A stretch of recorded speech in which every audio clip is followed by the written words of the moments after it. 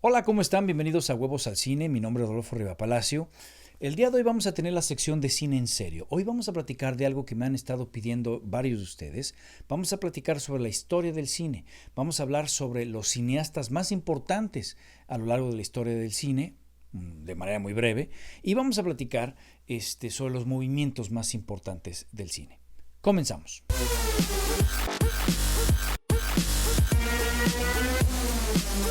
Cuando hablamos de cine es muy complejo, es un tema muy vasto, muy vasto.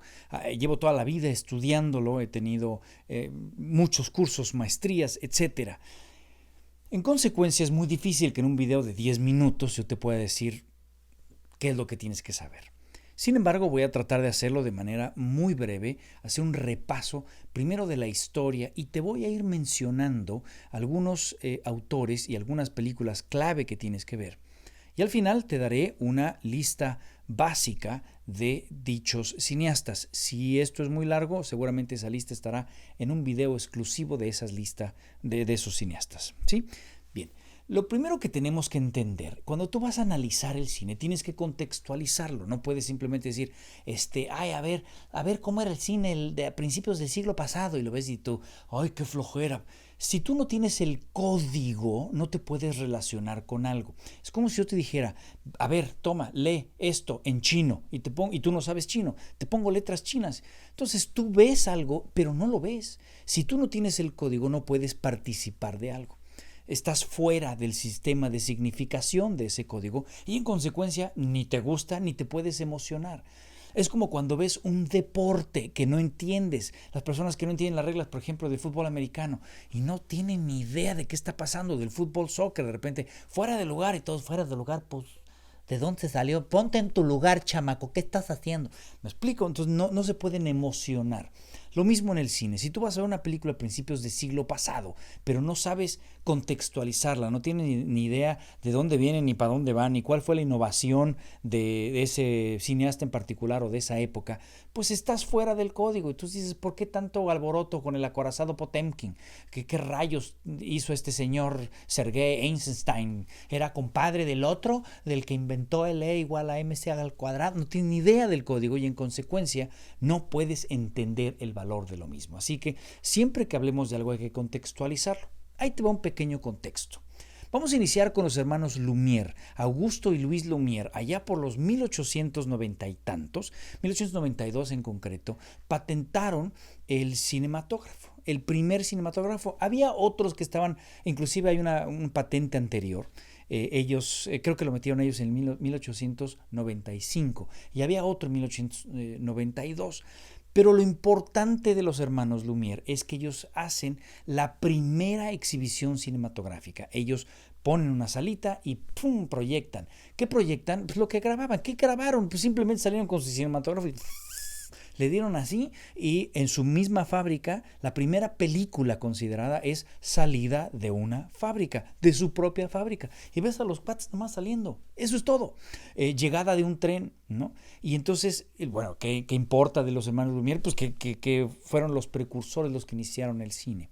Más adelante está Georges Méliès. Georges Méliès dice, no nada más vamos a fotografiar la vida cotidiana, vamos a crear historias, vamos a inventar. Y este tipo tiene el gran salto creativo, la gran genialidad de decir, voy a crear una historia, y entonces se inventa cosas y empieza a hacer escenografías y personajes y mundos y hace el famoso viaje a la luna, el que se le clava así el cohete, y empieza a ser el gran mago de las ilusiones. Este tipo decía, se dio cuenta que si cortaba la película y entonces cambiaba los actores, a la hora que lo ves corriendo, pues aparecía o desaparecía esa persona. En consecuencia empieza a experimentar con estos trucos y ese es el gran aporte de Georges Méliès. Él inicia realmente el cine como tal. Por supuesto, en este momento el cine es mudo. No había forma de tener sonido pegado con la película. Entonces el cine se transmitía, por ejemplo, en carpas de circo.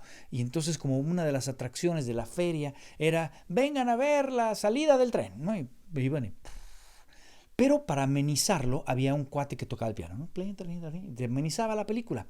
E inclusive había un tipo, si es que así lo requería la historia, que te explicaba y te decía, aquí lo que pasa es tal cosa. Y esto permitía que se fuera de muchos lugares y que cambiara de idioma. Viene el inicio, el cambio de siglo. Por supuesto, esto surge en Francia y entonces el cine francés tiene este gran empuje y este gran auge. La comedia francesa era lo que más pegaba, pero empieza a llegar el cine a Estados Unidos. Por ahí, por finales del siglo, el señor Thomas Alva Edison, que había inventado el fonógrafo y que ya tenía esta posibilidad de sonido, empieza a ver estas máquinas y quiere inventar algo. Y él inventa algo que se llama el kinetoscopio, que es una forma de proyectar la película, una cosa ahí medio rara que hacía, subía y bajaba. Pero él, cuando vienen los cineastas europeos, él empieza a pelearse por su patente. Obviamente no lo inventó el kinetoscopio, pero no le podemos atribuir el invento del proyector. Pero entonces empieza a tener problemas de corte e inclusive empieza a llevarse a la gente, no nada más a la corte, a duelo. Este güey, en ese entonces pues uno se batía a duelos, a balazos. Entonces muchos productores independientes dijeron, no, este vato está medio loco, y entonces empezaron a moverse de Nueva York, que es donde todo el mundo llegaba, al Nuevo Mundo, hacia el oeste. Y entonces llegan a una tierra que se llamaba Hollywoodland. Y en Hollywood, dicen, oye, pues aquí está muy bien el clima, tenemos muchas posibilidades para poder hacer distintos escenarios, vamos a fundar. Y entonces, a principios del siglo XX, empiezan a fundar los grandes estudios. Ahí surge la Metro-Goldwyn-Mayer, ahí surge Fox, ahí surgen el Universal, empiezan a formar los estudios y empiezan a darse cuenta que esto es un gran negocio y que además la comedia, bueno, pega. Acuérdate que además Estados Unidos es un país hecho de inmigrantes y en consecuencia todos los que llegaban hablaban distintos idiomas. El predominante era el inglés, porque llegaban de Inglaterra sobre todo, pero también llegaban de Francia, también llegaban de Portugal, también llegaban de China, había un montón de chinos que se habían traído, había muchas lenguas africanas por toda la cantidad de esclavos que se habían traído, había también español, entonces era un desmadre. Y el cine mudo permitía cruzar la barrera que el teatro no. El teatro no era muy buen negocio precisamente por eso en Estados Unidos, porque era una cantidad de idiomas, pero el cine mudo permitía ese cruce. Y entonces surgen grandes estrellas de la comedia. Y entonces surgen los hermanos Marx, surge Buster Keaton, Harold Lloyd, por supuesto el gordo y el flaco y el maestrísimo Charles Chaplin. Que eventualmente tanto el gordo y el flaco, Oliver y Hardy y Charles Chaplin cruzan al cine sonoro. Pero de entrada tuvieron gran éxito.